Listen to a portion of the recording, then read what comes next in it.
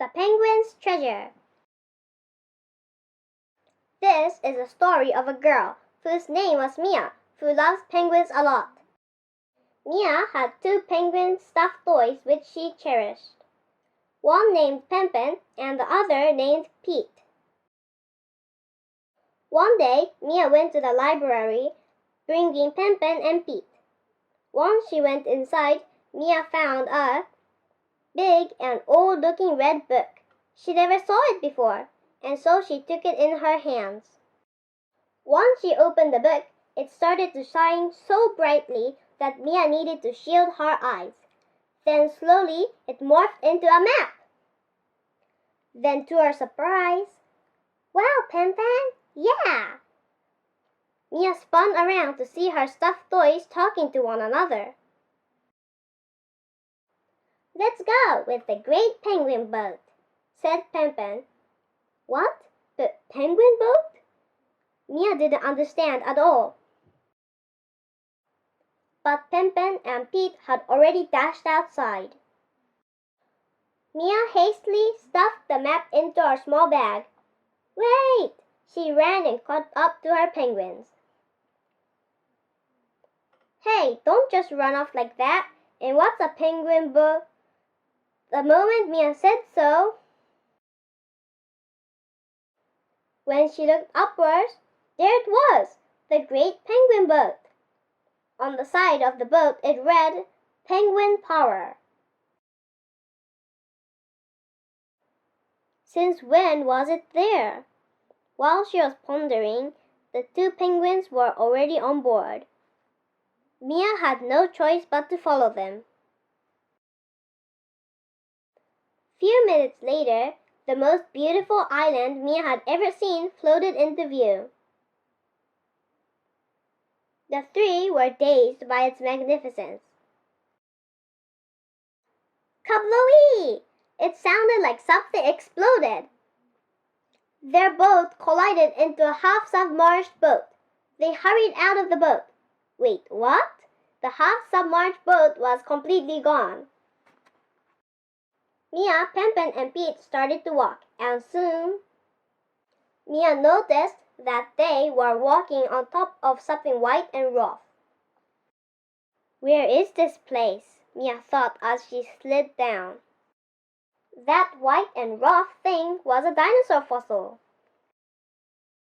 They walked a little more to find a weird cave. Pen went inside. There are lots of jagged things on the walls. Pete shivered as he said, "It's so scary, those things." "I know, these are dinosaur teeth. It wasn't a cave, it was the dinosaur's mouth," Pen exclaimed. "Going inside the dinosaur's mouth is even scarier." Pete was now chattering. And so, Mia and the penguin started to walk again.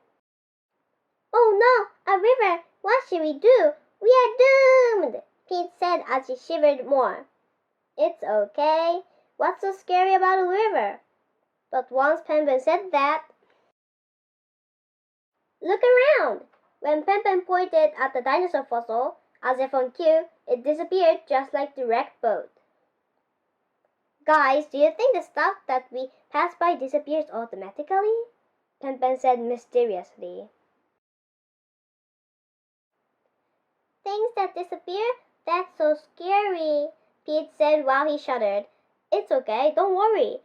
But how can you shiver that much? Is that even possible?" "Help!" Pen fell with a splash into the river. He slowly floated away. "Oh no, this is bad!" Pete shouted. Mia quickly grabbed Pen before he got lost in the current. "Thanks, Mia." Pen got out of the river dripping wet. Then with a surprised look, he screamed. "What? Look, everybody! The legendary slime monster from Tanzania is here!" Mia and Pete flipped around. There, standing in front of them, was the emerald green, transparent, giant, treacherous ball of slime. The slime monster had one big eyeball and a row of spiky teeth. Everybody, run! But no matter how fast they ran, Mr. Slimeball just sucked them up into his great big tummy. Ah! Only Pete's right arm stuck out of Mr. Slimeball's body. Just a little bit more and he would reach a boulder. Keep going, Pete, Mia cried. Come on, Silver Penguin, Pen cheered. The three lined up and held on to each other. Pete pulled the other two. He tugged on Pen, then at last Pen came out in a satisfying pop. Penguins held on with all their might. Finally, Mia popped out too. As soon as they all caught their breath, they started to run like a cheetah. They didn't cheat though. Suddenly, kadong! Youch! Pete ran into something brown and hard. Pen toppled onto Pete, who Mia crashed into. They all fell at once. What did they bump into? They had no idea. It was half in the ground. Is someone there? Can you help, please? They heard a faint echoing voice. Did that voice came from inside that, whatever it is? Said Pen. Let's open it. Let's do this, said Mia.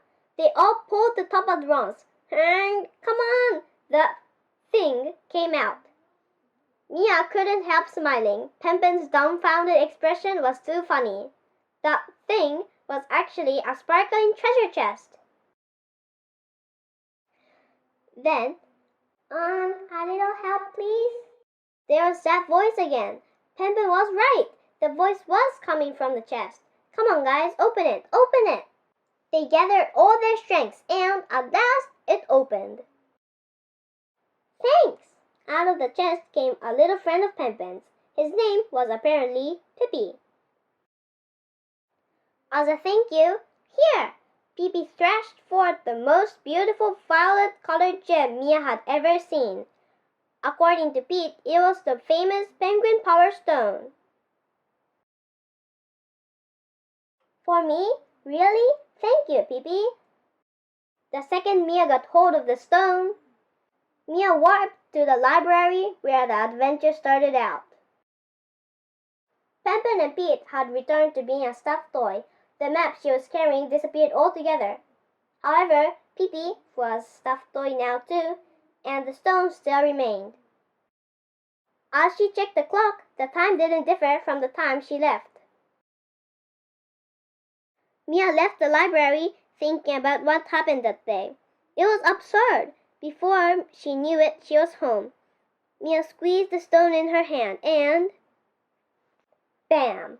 Penguin stuffed toys became real talking penguins. Once she put down the stone, they immediately turned back to toys. Once she realized what the stone could do, she kept them always care. She was never lonely again. And Mia kept the secret to herself, and she never spoke one word about it.